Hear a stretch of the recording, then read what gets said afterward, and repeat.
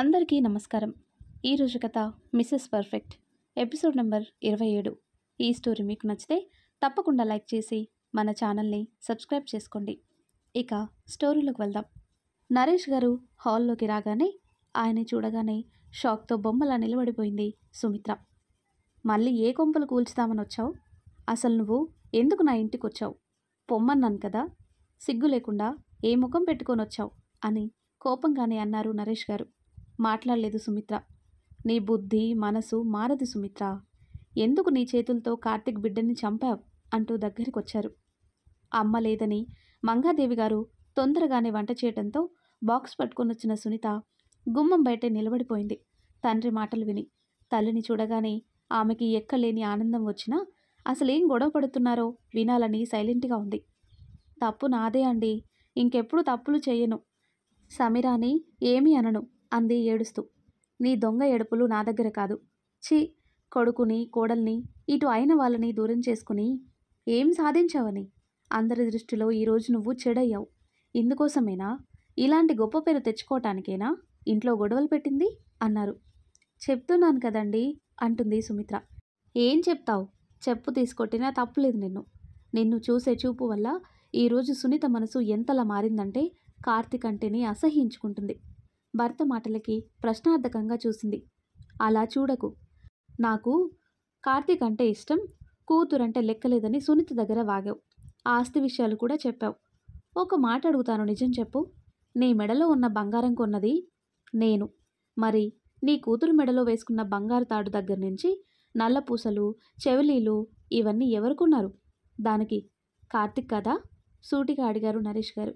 బయట నిలబడిన సునీత షాక్ అయింది. ఇటు పొలం డబ్బు, తనకొచ్చే జీతం ఒకవైపు అప్పు తీరుస్తూనే సునీతకి పెళ్లి చేశాడు. సారే తర్వాత పెడదామన్న కార్తీక్ ఒప్పుకోలేదు. నీకు తెలుసు, అప్పైతే అయింది. సారే అన్నీ పెట్టేద్దామని ఏసీ దగ్గర నుంచి వంట సామాన్ వరకు అన్నీ వాడే కొన్నాడు.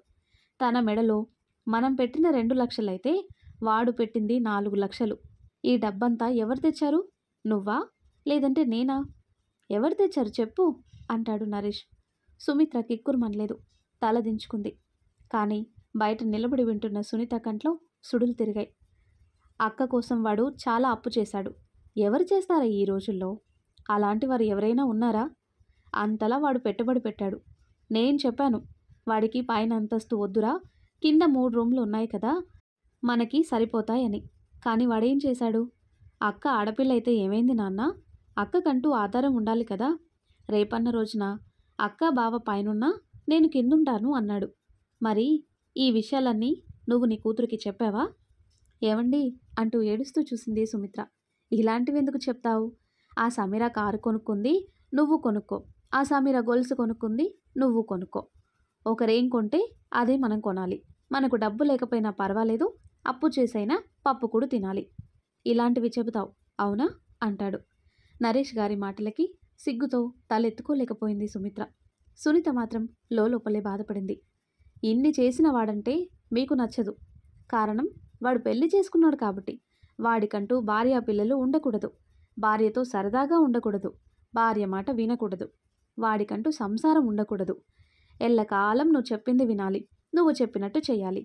లేదంటే వాడు మారిపోయాడు, పెళ్ళాం కొంగుచాటు మొగుడు, అంతే కదా నీ ఉద్దేశం అని నరేష్ గారు అనగానే సునీత తనలో తానే బాధని దిగమింగుకొని మౌనంగా తండ్రి వైపు చూసింది. ఒక్క మాట అడుగుతాను, మనం సపరేట్ అయ్యాక నువ్వు చెప్పినట్టు కదా సంసారం నడిపాను. నీ మాట వింటూ ఇన్ని రోజులు వచ్చాను. కానీ ఈ మధ్యన నీ మాట వినకుండా నేను పెత్తనం చేస్తున్నాననే కదా నీకు కోపం వచ్చి ఇల్లు వదిలిపోయావు. మరి వాడేం పాపం చేశాడు? వాడి విషయంలో అంత దారుణం చేశావు? ఇంకా నన్ను మాటలతో చంపకండి అని ఏడుస్తూ నరేష్ గారి కాళ్ళు పట్టుకుంది. సునీత భయపడుతూనే లోపలికి అడుగుపెట్టి నాన్న అంటూ భుజంపై చేయి వేసింది. సునీత అంటూ విస్తుపోయారు నరేష్ గారు. నాన్న అంటూ ఏడుస్తూ హత్తుకుంది. ఎందుకురా ఏడుస్తున్నావు? ఏడవక ఏం చేయరు నాన్న. నిజంగానే తమ్ముణ్ణి చాలా తప్పుగా అర్థం చేసుకున్నాను. చివరికి మిమ్మల్ని కూడా. తప్పంతా నాదే నాన్న అంటుంది సునీత. ఊరుకోరా, కడుపుతో ఉన్నావు, ఇలా ఏడవకూడదు నువ్వు.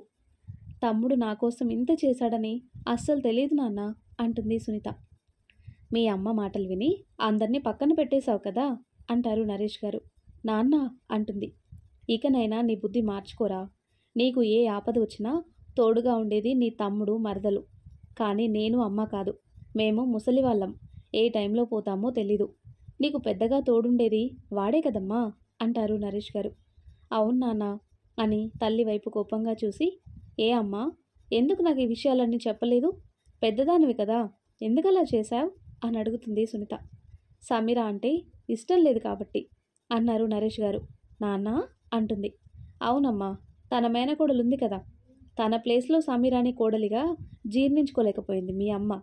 ఇప్పుడు వాళ్ళ మేనకోడలు ఏం చేసిందో తెలుసా?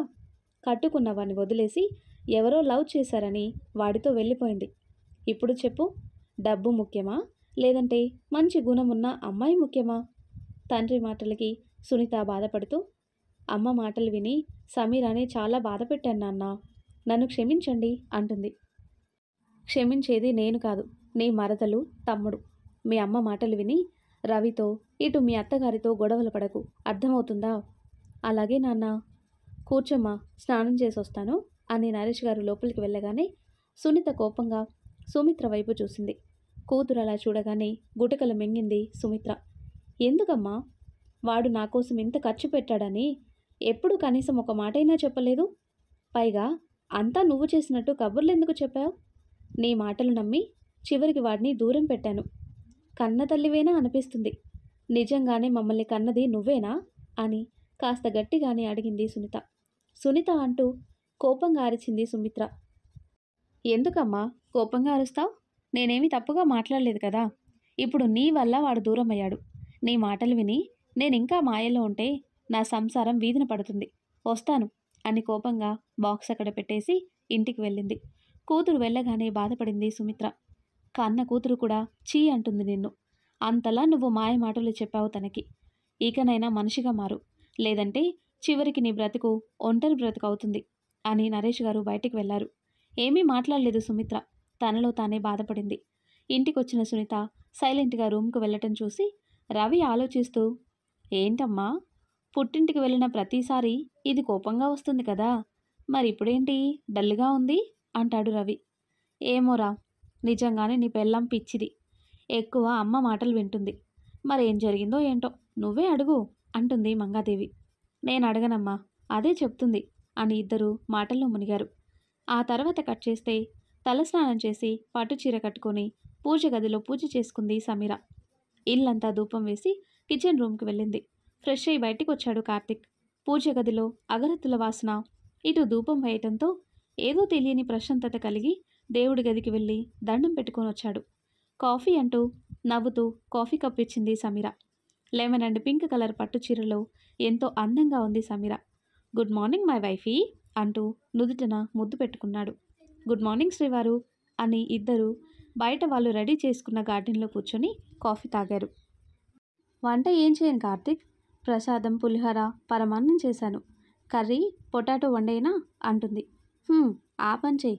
నువ్వు ఈలోపు నాన్ వెజ్ తినవు కదా. ఈవినింగ్ టిఫిన్ చపాతీలు వేసేయి. ఎలా ఉంది ఆఫీస్? నిన్న ఆఫీస్కి వచ్చావు కదా, నచ్చిందా? ఎందుకు నచ్చదు, మా వారిని చూసుకుంటూ వర్క్ చేయటం చాలా ఆనందంగా ఉంది నాకు అంటుంది సమీర. అబ్బో అంటాడు కార్తిక్. హా మరి అంటూ నవ్వుతూ కార్తిక్ భుజంపై వాలింది. ఇద్దరూ పావుగంట సేపు కబుర్లు చెప్పుకున్నారు. ఆఫీస్ టైం అవుతుందని సమీర చుడిదార్ వేసుకుని జడ వేసుకుని బయటికొచ్చి ఇద్దరికి లంచ్ బాక్సులు పెట్టేసి బ్యాగ్లు సర్దేసింది. కార్తిక్ ఇద్దరి ల్యాప్టాప్స్, ఫోన్స్ అన్నీ తీసుకుని బయటికి వచ్చాడు. సమీరా, అయిందా? హా వస్తున్నానండి అని ప్లేట్లో దోశలు పెట్టి చట్నీ వేసి కార్తిక్ ఇచ్చింది. నాకొక్కడికే తెచ్చావేంటి, నువ్వు తెచ్చుకో అంటాడు. ముందు మీరు తినండి, తెచ్చుకుంటాను అని నవ్వుతూ తను తెచ్చుకుని ఇద్దరు కలిసి టిఫిన్ చేసి ఇంటికి తాళం వేసి ఆఫీస్కి వెళ్లారు. ఏదో తెలియని ప్రశాంతత కలిగింది సమీరాకి. కానీ మనసులో మాత్రం కుటుంబం అంతా దూరంగా ఉండేసరికి ఏదో తెలియని వెలితి. కార్తిక్ క్యాబిన్కి వెళ్ళగానే సమీర నరేష్ గారికి ఫోన్ చేసింది. హలో చెప్పమ్మా, ఎలా ఉన్నారు? ఆఫీస్కి వెళ్ళారా? హా అవును మామయ్య, ఇప్పుడే వచ్చాం ఆఫీస్కి. ఎలా ఉన్నారు అత్తయ్య? ఇంకా అమ్మమ్మ వాళ్ళ ఇంటి దగ్గరే ఉన్నారా? లేదురా, నిన్నొచ్చింది అంటూ జరిగిన విషయం అంతా చెప్పారు నరేష్ గారు. అంతా విన్న సమీర షాక్ అయింది. అంటే మామయ్య, అత్తమ్మ మనసు మారిందా? చాలా ఆశగా అడిగింది. అత్తింట్లో ఉండాలన్నది సమీర ఆశ. తెలీదమ్మా, ఎందుకలా అడుగుతున్నావు అంటాడు. అదేంటి మావయ్య అలా అడుగుతున్నారు? నాకు మాత్రం ఉండదా? అత్తింట్లో ఉండి ఇల్లు చూసుకోవాలి, అందరితో కలిసి ఉండాలని. అత్తమ్మ మనసు మారితే నేను ఆయన అక్కడికి వచ్చేస్తాం. మావయ్య, దూరంగా ఉంటున్నా ఏం లాభం? నా అన్న నలుగురు తోడుగా లేకపోతే ఇంకెందుకు మావయ్య కుటుంబం అంటుంది సమీర. నీలాంటి కోడలు ఎక్కడా ఉండదు తల్లి. నీ మంచి మనసుని అర్థం చేసుకోలేకపోయింది నా భార్య. అంతా దాని దురదృష్టం అనుకొని ఇక్కడికి వచ్చే ఆశలేం పెట్టుకోకు సమీరా. మీ అత్తమ్మ మనసు మారటం అంటే మరో జన్మెత్తాలి. ముందు నువ్వు నీ ఆరోగ్యం చూసుకో, హ్యాపీగా ఉండు. మీ అత్తమ్మ విషయాలు ఎక్కువ ఆలోచించకు. నువ్వు ఇప్పుడిప్పుడే కదా కోలుకుంటున్నావు, కాస్త అర్థం చేసుకోమ్మా అని సమీరతో మాట్లాడి ఫోన్ కట్ చేశారు. ఫోన్ పక్కన పెట్టి ఆలోచనలో పడింది సమీర. ఏంటి, వర్క్ చేయటం మానేసి ఆలోచనలో ఉన్నావు? కార్తిక్ అంటూ నవ్వుతూ పైకి లేవబోతుంటే, కూర్చో పర్వాలేదు అన్నాడు. ఎంత కాదన్నా మీరు మా బాస్ కదా, గౌరవం ఇవ్వకపోతే ఎలా అంటుంది. చా అవునా అంటూ నవ్వుతూ చైర్లో కూర్చొని, నిన్న ఫైల్ ఇచ్చాను కదా, నీ దగ్గరే ఉంది, ఇవ్వు, సార్ వస్తారు, సైన్ చేయించాలి అన్నాడు. ఒక్క నిమిషం అంటూ డెస్క్లో పెట్టిన ఫైల్ తీసి కార్తిక్కి ఇస్తూ, అత్తమ్మ ఇంటికొచ్చింది అని చెప్తుంది. మాట్లాడలేదు కార్తిక్. గొడవ సద్దుమణిగింది. కానీ ఒకసారి మనం వెళ్దామా అంది కార్తిక్ ముఖాన్ని చూస్తూ. ఆఫీస్ టైంలో ఇలాంటి విషయాలు డిస్కస్ చేయకు, ముందు వర్క్ చేయి అని కార్తిక్ తన క్యాబిన్కి వెళ్ళిపోయాడు. బాధపడింది సమీర. ఫైల్ అంతా చెక్ చేసి చైర్కి ఆనుకొని వెళితే, మా అమ్మ మళ్ళీ నీ మనసుని బాధ పెడుతుంది సమీర. బిడ్డని కోల్పోయి ఇప్పటికే బాధపడుతున్నావు. మళ్ళీ మళ్ళీ నీకు ఆ పెయిన్ ఇవ్వదలుచుకోలేదు అనుకున్నాడు కార్తిక్. ఆ తర్వాత కట్ చేస్తే ఫోన్ పక్కన పెట్టిన నరేష్ గారు తన వైపు చూస్తున్న సుమిత్ర కేసి చూశారు. ఎందుకొచ్చావు నా గదికి అంటాడు. ఏం లేదండి, జరిగిందేదో జరిగింది, అమ్మాయిని మనం ఇంటికి తీసుకుని వద్దామండి అంటుంది సుమిత్ర. ఎందుకు? దాని కాపురాన్ని కూడా నాశనం చేయటానికా? చూడు, నువ్వు నా ఇంట్లో ఉండేది కేవలం వాళ్ళకి తల్లిగా మాత్రమే, అది గుర్తుంచుకో. ఇకపై నీ ఆటలు సాగనివ్వను. ఉంటే నా ఇంట్లో కుదురుగా ఉండు, లేదంటే పో, నా అభ్యంతరం ఏమీ లేదు అని నరేష్ గారు బయటికి వెళ్ళిపోయారు. మాట్లాడలేదు సుమిత్ర. మౌనంగా బయటకు వచ్చి కూర్చుంది. మనసు స్థిమితంగా లేకపోయేసరికి పూజ సామాగ్రి తీసుకుని గుడికి వెళ్ళింది. సుమిత్ర చేసిన పనికి నరేష్ గారు ఆమెతో మాట్లాడడం మానేశారు. రోజులు గడుస్తున్నాయి. ఇటు సమీర కార్తిక్ ఆఫీస్కి వెళ్ళి రావటం, రవితో నరేష్ గారితో ఇటు సమీర ఫ్యామిలీతో మాట్లాడడం జరుగుతున్నాయి. 2 వారాల నుంచి సునీత సైలెంట్గా ఉండటం గమనించాడు రవి. కడుపుతో ఉంది, నెలలు దగ్గర పడుతున్నాయి కదా, నీరసంగా ఉంటుందేమో అనుకున్నాడు. ఆ రోజు ఆఫీస్ వర్క్ పూర్తి చేసుకుని ఎర్లీగానే ఇంటికొచ్చాడు రవి. ఫ్రెష్ అయ్యి బెడ్ మీద కూర్చొని ఫోన్ చూసుకుంటున్నాడు. రవి, కాఫీ అంటూ భారంగా నడుస్తూ ముందుకొచ్చింది సునీత. భార్య ముఖం చూడగానే బాధ అనిపించింది రవికి. గొడవైన దగ్గర నుంచి సునీతకి దూరంగానే ఉంటున్నాడు. ఏమైంది, నీరసంగా ఉన్నావు? 2 వారాల నుంచి చూస్తున్నాను, డల్గా ఉన్నావు. ఒంట్లో బాగలేదా ఏంటి? అదేం లేదు అంటూ సోఫాలో కూర్చొని, మంచం మీద కూర్చోలేను, కాఫీ తాగండి, చల్లారిపోతుంది అని నుదుటిన పట్టిన చెమట తుడుచుకుంది. కాఫీ కప్ పక్కన పెట్టి సునీత దగ్గరకొచ్చి ఆమె పక్కన కూర్చొని, ఏమైందే అలా ఉన్నావు? నేను చూస్తుంటే నాకు భయంగా ఉంది. నా దగ్గర ఏమన్నా దాస్తున్నావా అని అడుగుతాడు. చచా, అలాంటిదేం లేదండి అంటుంది. మరెందుకు? నేను దూరంగా ఉంటే ఏదోటి వచ్చి గొడవ పెట్టుకుంటావు, లేదంటే మా అమ్మ మీద సెటైర్లు వేస్తావు కదా. సడన్గా డల్గా ఉన్నావేంటి? మీ నాన్నకి భోజనం పట్టుకొని వెళ్ళావు, ఆ రోజు నుంచి నీ ముఖంలో సంతోషం లేదు. అసలేం జరిగింది అని రవి ప్రేమగా అడిగేసరికి దుఃఖం వచ్చేసింది సునీతకి. ఏడుపు ఆపుకోలేక రవిని హత్తుకొని ఏడ్చింది. కంగారు పడ్డాడు రవి. ఏయ్ మొద్దు, ఎందుకు ఏడుస్తున్నావు? మళ్ళీ గొడవ పడ్డావా మీ నాన్నతో?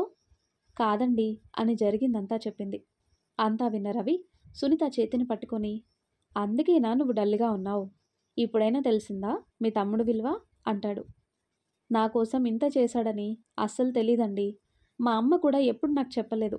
బంగారం తెచ్చినా, డబ్బు తెచ్చినా, చివరికి చీరలు తెచ్చినా అన్నీ అమ్మ నాన్న పెడుతున్నారనుకున్నాను, కానీ తమ్ముడు కష్టమని నాకు నిజంగానే తెలీదు. వాడి విషయంలో నేను క్షమించలేని తప్పు చేశాను. మా అమ్మ చెప్పిన మాటలు విని సమీరాని బాధ పెట్టాను అని వెక్కి వెక్కి ఏడ్చింది. ముఖం అంతా కందిపోయింది. సునీతకి నెలలు నిండటంతో కాస్త ఒళ్ళు చేసి రంగు కూడా వచ్చింది. ఇంకా ఏడవకు సునీత, ఈ టైంలో ఎక్కువ ఏడవకూడదు. కార్తీక్ దగ్గరికి పొద్దున్నే తీసుకొని వెళ్తాను, సరేనా? నిజంగానే తీసుకొని వెళ్తారా? "హ్మ్, రేపు ఆఫీస్కి వెళ్ళను. ముందు మా బామ్మర్ది దగ్గరికి వెళ్ళి వస్తూ వస్తూ నిన్ను పార్కుకి తీసుకొని వెళ్తాను. మొన్న అడిగావు కదా పార్కుకి వెళ్దామని, ఏమంటావు?" అంటాడు రవి. "ఈ పరిస్థితుల్లో తమ్ముడి దగ్గర తప్ప బయటకి ఎక్కడికి వెళ్ళనండి" అని కడుపు మీద చేయి వేసుకొని, బాగా బలు భారంగా ఉంటుంది, నడవటానికి కష్టంగా ఉంటుంది, అందుకే ఎక్కడికి వెళ్ళను అంటుంది. "సరే, ఆలోచనలన్నీ పక్కన పెట్టు, ముందు రెస్ట్ తీసుకో" అని రవి బయటికి వెళ్ళగానే సునీత తమ్ముడి కోసం ఆలోచిస్తూ బెడ్ మీద పడుకుంది. ఆ తర్వాత కట్ చేస్తే సండే కావటంతో లేటుగా లేచింది సమీర. ఫ్రెష్ అయ్యి కార్తిక్ ఇష్టమైన ఆలు పరోటా చేసింది. కాలింగ్ బెల్ మోగటంతో స్టవ్ ఆఫ్ చేసి హ్యాండ్ వాష్ చేసుకుని బయటికి వచ్చింది. "నేను చూస్తాను సమీర, నువ్వు వంట చేసుకో" అని కార్తిక్ అనగానే సమీర కిచెన్ రూమ్కి వెళ్ళింది. ఈ టైంలో ఎవరు? నా అన్న రారు, మామయ్య గారు నెక్స్ట్ మంత్ వస్తాను అన్నారు, అమ్మమ్మకి ఇల్లే ప్రపంచం, మరెవరై ఉంటారు అనుకుని డోర్ ఓపెన్ చేశాడు. ఎదురుగా రవి, సునీత. వాళ్ళని చూడగానే షాక్ అవ్వాడు కార్తిక్. "ఎలా ఉన్నారు బావా" అని తన అక్క వైపు చూశాడు. తల దించుకుంది సునీత. "బయటే నిలబడ్డారేంటి? లోపలికి రండి బావా" అని నవ్వుతూ ఆహ్వానించాడు. "ఎవరు కార్తిక్ గారు వచ్చింది?" "మీరా, మీ అన్నయ్య వదిన వచ్చారు, టిఫిన్ పెట్టు" అంటాడు కార్తిక్. "వస్తున్నాను" అని నవ్వుతూ బయటకొచ్చిన సమీర, "ఎలా ఉన్నారన్నయ్య, ఎలా ఉన్న వదిన" అని ఎంతో ఆప్యాయంగా పలకరించింది. సగం సిగ్గుతో అక్కడే తలదించుకొని ఏడుస్తూ సమీరాని హత్తుకుంది. "నన్ను క్షమించు సమీరా, నీ విషయంలో చేసింది చాలా తప్పు. నిన్ను నేను, మా అమ్మ చాలా ఉసురు పెట్టాం, దయచేసి మమ్మల్ని క్షమించు" అంటుంది. "వదిన" అంటూ మాట్లాడలేకపోయింది సమీర. "అక్క, ఏంటక్క ఇది" అంటాడు కార్తిక్. కార్తిక్ అంటూ ఏడుస్తూ చేతులు పట్టుకొని, "నన్ను క్షమించురా, అమ్మ మాటలు విని నిన్ను చాలా తప్పుగా అర్థం చేసుకున్నాను" అంటుంది. "వదిలే అక్క, జరిగిన విషయాలు ఏం మాట్లాడకు. అయినా నువ్వు నన్ను క్షమాపణ అడగటం ఏంటి? నువ్వు ఒక్క మాట అంటే నేను పడనా" అన్నాడు కార్తిక్. సునీత మనసు చివుక్కుమంది. "అది నీ తమ్ముడంటే" అని సునీతకు మాత్రమే వినిపించేలా అన్నాడు రవి. ఏడ్చింది సునీత. ఆమెని ఓదార్చి సోఫాలో కూర్చోబెట్టారు సమీర, కార్తిక్. వదిన, అన్నయ్య వచ్చారని కాఫీ పెట్టి వాళ్ళ కోసం దోశలు వేసింది సమీర. సునీత తనని తాను సమాధానించుకొని కార్తిక్తో మాట్లాడింది. "ఎలా ఉంటుందక్క ఆరోగ్యం? టైంకి మందులు వేసుకుంటున్నావా లేదా?" "వేసుకుంటున్నాన్రా." "ఎలా ఉంటున్నారు ఇద్దరు? ఇక్కడంతా బాగానే ఉంటుందా?" "హా అక్క" అని చాలాసేపు మాట్లాడుకున్నారు. సమీర అందరికీ టిఫిన్ వడ్డించి తను అందరితో కలిసి టిఫిన్ చేసింది. "సరే కార్తిక్, ఇంకా మేము వెళ్తాం. మీ అక్కని సినిమాకి తీసుకుని వెళ్ళాలి. మీ బావ అబద్ధాలు చెప్తున్నాడ్రా. అత్తమ్మ ఒకతే ఉంది ఇంట్లో, తనకి కొంచెం నీరసంగా ఉంది, అందుకే వెళ్తున్నాం. జాగ్రత్త సమీర, జాగ్రత్తరా." "మేం కాదక్క, నువ్వు జాగ్రత్త" అంటాడు కార్తిక్. "సరే, ఇద్దరు కాళ్ళు చూసుకొని ఒకసారి ఇంటికి రండిరా" అంటుంది. "తప్పకుండా వదినా" అని లోపలికి వెళ్ళి చీర జాకెట్ తెచ్చి సునీత చేతిలో పెట్టింది. "నా మనసులో ఏమీ లేదు వదినా, జరిగిందంతా మర్చిపోయాను. ఇకనైనా అందరం హ్యాపీగా ఉందాం, సరేనా" అంటుంది. "మీ ఆవిడ మనసు బంగారం కార్తిక్" అని సమీరాని హత్తుకొని రవితో పాటు బయలుదేరింది సునీత. వాళ్ళిద్దరూ వెళ్ళగానే కార్తిక్ సోఫాలో కూర్చొని సమీర కేసి చూశాడు. "ఎంత మార్పు వచ్చిందండి వదినలో. నిజంగా అయిన వాళ్ళు మన దగ్గరికి ప్రేమతో వస్తే ఆ ఆనందం వేరు కదా" అంటుంది. "అవును సమీరా" అని సమీరాని దగ్గరికి తీసుకున్నాడు. దగ్గరుండి కార్తిక్ ముఖాన్ని చూసింది. చాలా సంతోషంగా కనిపిస్తుంది అతని ముఖం. తనలో తానే నవ్వుకుంది సమీర. తోడబుట్టిన అక్క, కన్న తల్లి ఎన్ని చేసినా వాళ్ళని క్షమించి దగ్గరికి తీసుకున్నారంటేనే అర్థమవుతుంది. మీ మనసు చాలా గొప్పది. చెప్పాలంటే బంధాల్ని కలుపుకునే మనస్తత్వం మీకే ఉందండి. ఏదేమైనా అత్తమ్మ మారితే చాలు, అదే హ్యాపీ అనుకొని కార్తిక్ మాటలు వింటూ అతని చేతిని పట్టుకుంది. "ఏంటి సమీరా?" "ఏం లేదండి, ఎలానో వదిన మనసు మారింది, అత్తమ్మ మనసు మారుతుంది, నాకు ఆ నమ్మకం ఉంది. మనకంటూ ఇల్లుంది, అత్తమ్మ, మామయ్య పెద్దవాళ్ళు ఉన్నారు, కాబట్టి మనం మన ఇంటికి వెళ్ళిపోదామా?" ఎంతో ఆశగా అడిగింది సమీర. "అది జరగని పని" అని ముఖం మీదే చెప్పాడు కార్తిక్. "కార్తిక్" అంటుంది. "ఈ ఆలోచన మానుకో. మనం ఇక్కడుంటేనే కరెక్ట్. అక్కడుంటే ఏదో ఒక సందర్భంలో అమ్మకి నీకు గొడవలు రాకుండా ఉండవు. తల్లిని ఎదిరించలేను, అలా అని నిన్ను అనుక్షణం బాధ పెట్టలేను. ఇక్కడ మాత్రం ఏమైంది చెప్పు? ఇది మన సొంతిల్లే. అమ్మ, నాన్న, అత్తమ్మ, మామయ్య తరచూ వస్తుంటారు. నువ్వు నేను జాబ్ చేసుకుంటూ మన ఫ్యూచర్ ప్లాన్ చేసుకోవచ్చు.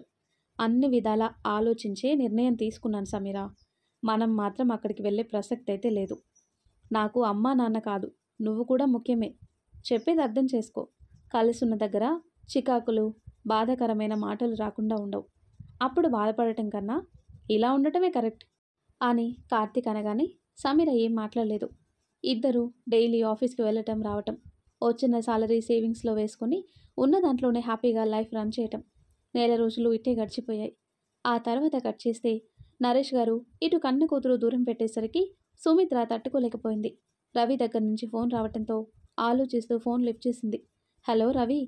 అత్తమ్మ, సునీతకి నొప్పులు వస్తున్నాయి, హాస్పిటల్కి తీసుకొని వెళ్తున్నాం, మీరు మావయ్య రండి అని కంగారుగా చెప్పాడు. కాళ్ళు చేతులు ఆడలేదు సుమిత్రకి. సరే అల్లుడు, ఇప్పుడే బయలుదేరుతున్నాం అని ఫోన్ కట్ చేసి నరేష్ గారి దగ్గరకు వచ్చి, ఏమండి, అమ్మాయికి నొప్పులు వస్తున్నాయని రవి ఫోన్ చేశాడు, పదండి హాస్పిటల్కి వెళ్దాం అంది. అవునా అంటూ నరేష్ గారికి కంగారు వచ్చింది. లోపలికి వచ్చి దేవుడికి దండం పెట్టుకొని లాకర్లో పెట్టిన డబ్బులు పర్సులో పెట్టుకొని వెంటనే హాస్పిటల్కి వెళ్ళారు. అప్పటికే హాస్పిటల్లో ఉన్నారు కార్తిక్, సమీర. మంగాదేవి దగ్గర కూర్చొని ధైర్యం చెప్తుంది సమీర. ఏం కాదమ్మా, వదనకి నార్మల్ డెలివరీ అవుతుంది, కంగారు పడకండి. ఏమోరా, నిన్నటి నుంచి నీరసంగా ఉంది, చెప్పాను హాస్పిటల్లో జాయిన్ చేస్తాను అంటే అస్సలు నా మాట వినలేదు. ఎందుకో తెలీదమ్మా, భయంగా ఉంది. ఎందుకమ్మా భయం, ఏమీ కాదు అని నరేష్ గారు సుమిత్ర రావటం చూసింది. ఎలా ఉందమ్మా అమ్మాయికి కంగారుగా అడిగారు నరేష్ గారు. మాట్లాడదామన్నా సుమిత్రకి ముఖం చెల్లటం లేదు. కామ్గా మంగాదేవి పక్కన కూర్చుంది. ఏంటి బావా, నువ్వు కూడా డల్గా ఉన్నావు? బాధపడకు, చూడు నీకు అబ్బాయి పుడతాడు, అచ్చం నీలానే ఉంటాడు అని కార్తీక్ అనగానే రవి ఆశ్చర్యంగా చూశాడు. ఏంటి బావా నువ్వనేది? అవును బావా, నీకు 12 బుడ్డ పుడతాడు, అచ్చం నీలానే ఉంటాడు, చూస్తూ ఉండు అని తన మాటలతో రవి మైండ్ డైవర్ట్ చేశాడు. సమీర మంగాదేవికి ధైర్యం చెప్తూనే ఆలోచనలో పడింది. నాకు బేబీ ఉంటే ఇప్పుడు నాకు 6వ నెల వద్దును కదా అన్న ఆ ఆలోచన రాగానే సమీర కంట్లో గిరున నీళ్లు తిరిగాయి. రవికి ధైర్యం చెప్తూనే కార్తిక్ తన బిడ్డని తలుచుకున్నాడు. మనసంతా భారంగా అయింది. ఆ క్షణం సమీర ముఖం చూడగానే కార్తిక్ మనసు విలవిల్లాడింది. వద్దని చెప్పినా కూడా నా మాట వినలేదు, ఇలా బాధపడుతుందని ఇంట్లో వద్దు అంటున్నా వస్తానంటూ గొడవ పడింది అనుకుని తనలో తానే బాధపడ్డాడు. సుమిత్రతో మాట్లాడదాం అనుకుంది సమీర. కానీ తన బిడ్డ సంఘటన గుర్తుకొచ్చేసరికి మాట్లాడదామన్నా గొంతు పెగల్లేదు. ఇంతలో నర్స్ బేబీని పట్టుకొని బయటికొచ్చి మంగాదేవి చేతుల్లో పెట్టింది. బాబు పుట్టాడమ్మా, నార్మల్ డెలివరీ అయింది, స్పృహలోకి రాగానే రూమ్కి షిఫ్ట్ చేస్తారు, ఈలోపు ఈ మందులు తీసుకోండి అని మంగాదేవితో చెప్పి బయటికి వెళ్ళింది. కార్తిక్ మంగాదేవి చేతిలో చీటీ తీసుకుని బాబుని చూశాడు. అచ్చం రవిలానే ఉన్నాడు, ఎంతో బొద్దుగా ఎర్రగా ముద్దుగా ఉన్నాడు బాబు. బావా, మేనల్లుడు అచ్చం నీలానే ఉన్నాడు అని కార్తిక్ అనగానే అందరూ బాబుని చూసి ఎత్తుకున్నారు. రవి ఆనందం అంతా ఇంత కాదు, బాబుని గుండెలకి హత్తుకొని ముద్దు చేశాడు. ఆ దృశ్యం చూసిన సమీర కంట్లో గిర్రున నీళ్లు తిరిగాయి. ఆ ప్లేస్లో కార్తిక్ని, తన బాబుని ఊహించుకుంది. కార్తిక్ చూడు ఎలా చూస్తున్నాడో నవ్వుతూ అన్నాడు రవి. అవును బావా, కోపంగా చూస్తున్నాడు అని నవ్వుతూ సమీరాని చూశాడు. బావా, నేను మందులు తీసుకొని వస్తాను, సమీర పద అందరికీ కాఫీ తీసుకొద్దాం అని ఆమె చేతిని పట్టుకొని బయటికి తీసుకుని వచ్చాడు. ఎంత ఆపుకుందామనుకున్నా సమీరాకి దుఃఖం ఆగలేదు. బుజ్జి ఆర్తిగా పిలిచాడు కార్తిక్. బానే ఉన్నానండి అంటుంది సమీర. పిచ్చిదానా, చూడు వచ్చే సంవత్సరం మనకి ప్రింట్ వస్తుంది, సేమ్ మనలానే ఉంటాడు నా కొడుకు, ఏమంటావు? సమీర భుజంపై చేయి వేసి అన్నాడు. ఏడుస్తూ కార్తిక్ని హత్తుకుంది సమీర. వెళ్ళిపోదామా? ఆమె తల నిమురుతూ అన్నాడు. లేదండి, సడన్గా బిడ్డ గుర్తొచ్చింది అంతే, అంతకుమించి ఏం లేదు. మందులు తీసుకున్నారా? అలానే బిల్లు కూడా మీరే కట్టేయండి, మావయ్య గారికి మనమే కదా సాయం చేయాలి అంటుంది సమీర. కడతాను, ముందు అందరికీ కాఫీ తీసుకుందాం పద అని అందరికీ కాఫీ ఫ్లాస్క్లో వేయించి గ్లాసులవి తీసుకుని మెడికల్ షాప్కి వచ్చి మందులు తీసుకుని లోపలికొచ్చారు. సమీర, ఏంటండి? బిల్ పే చేస్తాను, నువ్వు వెళ్ళు, అందరికీ కాఫీ ఇవ్వు అని సమీర వెళ్ళగానే రిసెప్షన్ దగ్గరికి వెళ్ళి రూమ్ బిల్ అవి తెలుసుకున్నాడు. స్పెషల్ రూమ్ కావాలని 3 డేస్కి బిల్ అవన్నీ పే చేసి లోపలికొచ్చాడు కార్తిక్. కానీ అప్పటికే కొడుకు కోడలు మాటలు విన్న సుమిత్ర బయటే నిలబడి ఏడ్చింది. లోపలికి వెళ్దామన్నా సిగ్గుగా అనిపించింది. అక్కడే ఉన్న బెంచ్ మీద కూర్చుని బాధపడింది. మరి ఆ తర్వాత ఏం జరుగుతుందో నెక్స్ట్ వీడియోలో తెలుసుకుందాం. ఎంతో ఇంట్రెస్టింగ్గా ఉండే ఈ స్టోరీ నెక్స్ట్ పార్ట్స్ కోసం ఈ వీడియో లైక్ చేసి మన ఛానల్ని తప్పకుండా సబ్స్క్రైబ్ చేయండి. Thanks for watching.